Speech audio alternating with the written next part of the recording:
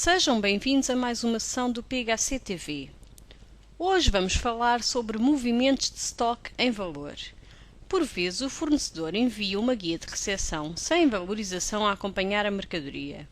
Noutros casos, valoriza a guia de recepção, mas quando chega a fatura, o preço já não corresponde ao que vinha na guia. E existem ainda determinados artigos que chegam por transportadora e, nesse caso, a despesa do transporte tem que ser imputada à mercadoria. Estes são alguns exemplos que implicam a utilização de movimentos de estoque em valor.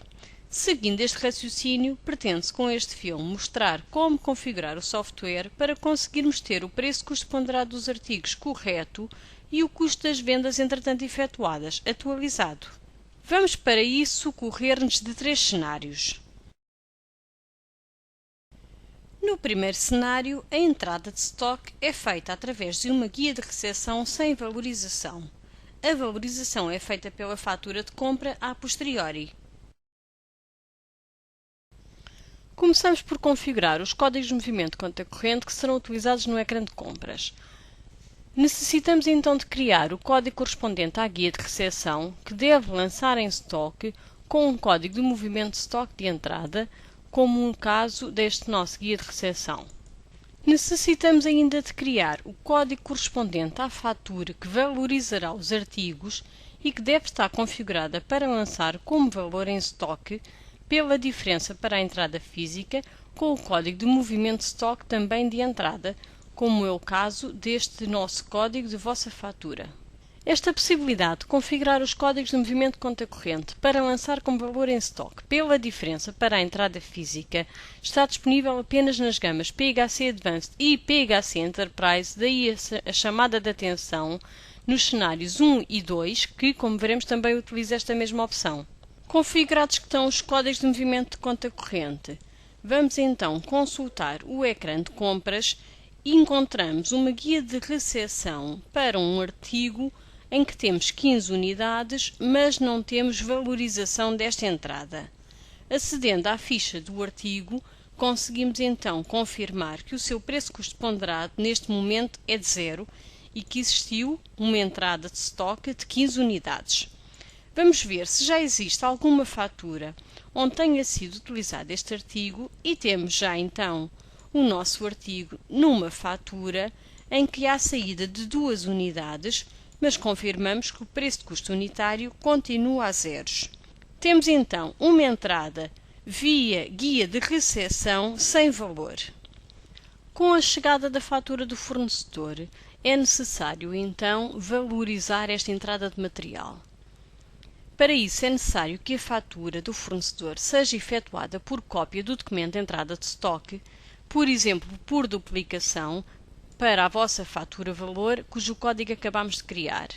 Atribuímos então um valor unitário ao nosso artigo. Na prática, o que a aplicação fez foi lançar um movimento de valor em estoque, o que vai afetar o preço de custo ponderado do artigo sem mexer nas unidades em estoque.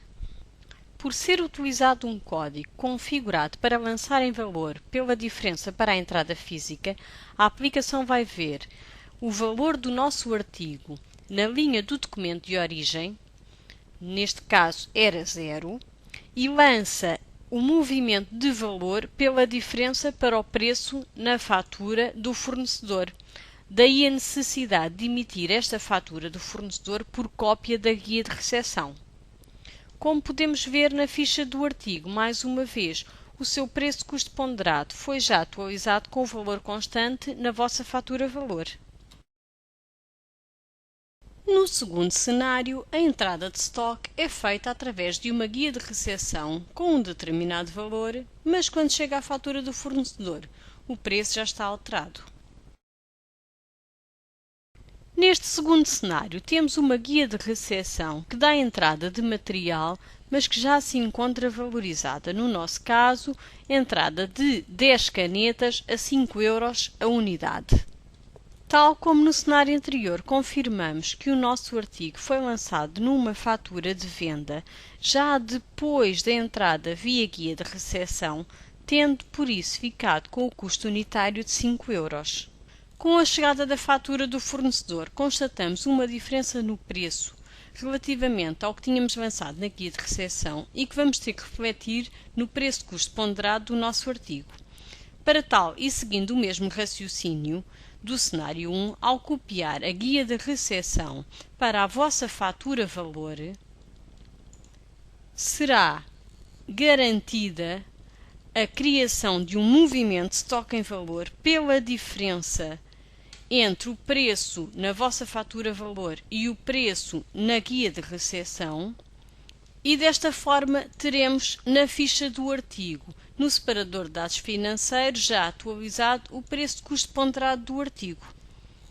Se confirmarmos neste momento aquela fatura em que a caneta também tinha sido vendida a um cliente, o que é que vamos ver? Conseguimos então constatar que neste momento o preço de custo unitário da caneta já se encontra atualizado para os 15€, que é o valor que vem da fatura do fornecedor. Deste modo, garantimos a atualização do preço de custo ponderado do artigo sem mexer nas quantidades em estoque, ou seja, sem mexer naquilo que foi entradas em estoque via documentos do fornecedor. No terceiro cenário, a entrada de estoque é feita através da compra. Mais tarde chega um documento de despesas de transporte que deverá afetar o preço de custo ponderado dos artigos transportados. Neste último cenário temos um caso distinto, uma vez que já temos a fatura do fornecedor com o seu preço final e o que se pretende é adicionar ao custo das mercadorias o preço cobrado pelo transporte das mesmas. Para tal, necessitamos de criar um código de movimento de conta corrente configurado para lançar com valor em estoque com um código de movimento de estoque de entrada, como o caso da vossa fatura. Antes de lançar a fatura da transportadora, vamos apenas confirmar que este nosso artigo, bloco, também já foi introduzido numa fatura para venda a um cliente final, em que o custo foi de 14,85, precisamente aquilo que nos foi cobrado pelo fornecedor. Utilizando então o código que acabamos de criar, vamos lançar a fatura de transportes e não necessitamos de o fazer por cópia da fatura do fornecedor, ao contrário do que sucedeu nos cenários anteriores, porque não estamos a alterar o preço unitário do fornecedor, mas a imputar ao custo do artigo aquilo que foi as suas despesas de transporte. Como poderemos ver já na ficha de artigo, o preço de custo ponderado já está alterado para incorporar o custo do transporte. Da mesma forma, se formos consultar a fatura que foi emitida para o cliente final, também poderemos verificar qual o preço de custo ponderado que está a valorizar os artigos nesse documento. Temos então, para o nosso artigo bloco, o preço de custo unitário é também já de 24,85, ou seja, também já foi atualizado pelo custo do transporte. Na consulta à fatura que foi emitida para o cliente final e em que está lançado o nosso artigo bloco com uma venda de 3 unidades, podemos também já confirmar a alteração do preço de custo unitário, de modo a incorporar o custo de transporte, tal como acabamos de visualizar na ficha do artigo. Comum aos três cenários é a necessidade de atualizar o custo das vendas entretanto efetuadas. Vejamos quais as opções disponíveis no software. Ao nível de ação da atualização do custo das vendas, ativando o parâmetro Corrige custo das vendas de artigos comprados quando grava a compra, que trabalha em conjugação com o parâmetro Se corrige custo das vendas, corrige nos documentos com data igual ou posterior à data da compra, ou seja, corrigindo o custo das vendas, poderemos limitar aos documentos cuja data seja igual ou posterior à data da compra que estamos a introduzir. Se por uma questão de performance não quiser ativar os parâmetros de atualização automática, tem no menu de opções diversas do ecrã de compras a possibilidade de atualizar o custo nas vendas dos artigos desta compra, em que a aplicação vai às linhas das faturas, ver lançamentos dos artigos e das unidades que aqui estamos a lançar nesta compra e faz a atualização do custo nessas linhas.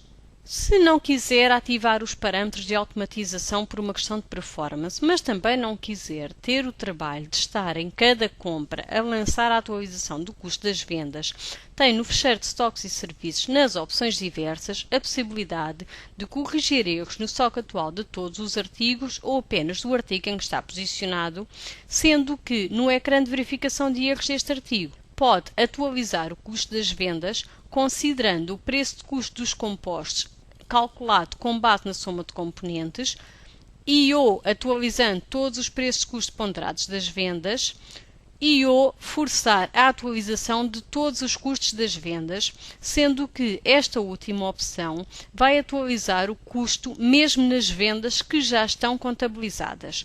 Ao mandar verificar e corrigir o estoque, a aplicação faz a verificação em todos os movimentos de faturação e atualiza o custo das respectivas linhas que tenham necessidade de atualização.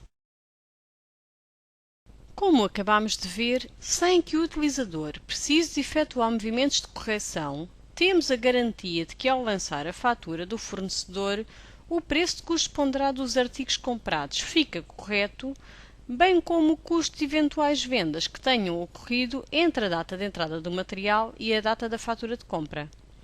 Acresce a possibilidade de ser o utilizador a controlar o momento em que a correção do custo das vendas será efetuada para minimizar as quebras de performance. Deseja passar a receber periodicamente notícias PHC? Aceda a www.phc.pt e, na zona de subscrição daí direto, preencha com os seus dados e grave. Passará a receber todas as semanas por e-mail notícias acerca do software PHC, novidades, artigos de opinião e muito mais. Obrigado e até breve.